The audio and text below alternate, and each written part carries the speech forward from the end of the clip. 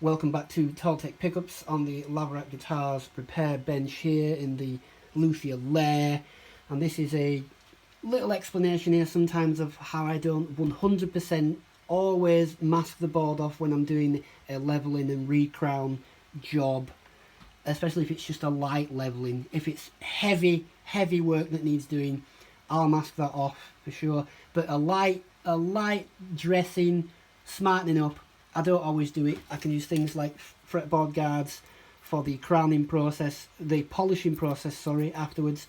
Crowning, I use safe edge files, so we're not going to get any scuffs anywhere here. The leveling, at the first step, your leveling beam and like file or a beam with some coarse grit sandpaper on is not touching the wood, it's going onto the metal, so you're safe there. I will mask off lacquered boards, such as like on your Rickenbacker basses and guitars, lacquered boards, the maple fretboards that have got a layer of lacquer on there for the aesthetics. I will mask those off to protect any lacquer scratches, just in case, but you can always buff the wood. I like to go at the last point of polishing with my quadruple zero grade steel wool. I'll even use that on the wood and buff that wood up as well. It helps get a little bit of dead skin and gunk off there as well if that's the case, and I'll go across it.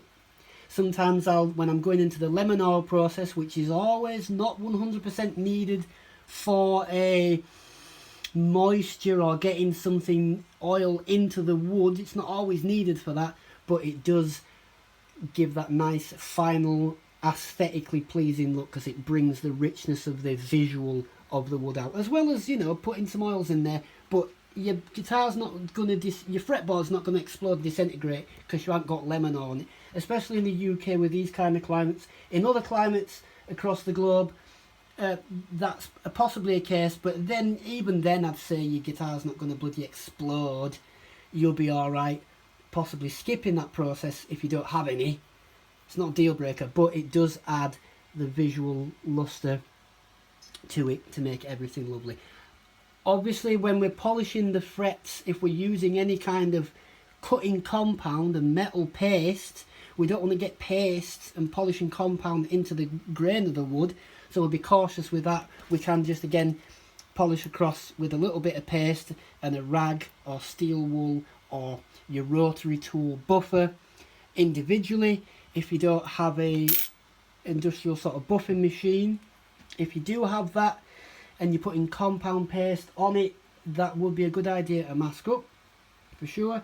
But in this case, I don't have one of those. I use rotary tool, or I just use the power that the good Lord gave me of my really strong muscles and belt in arms and technique to get these frets up nice and polished. So, rant over. Like if you like if you don't like, sub, comment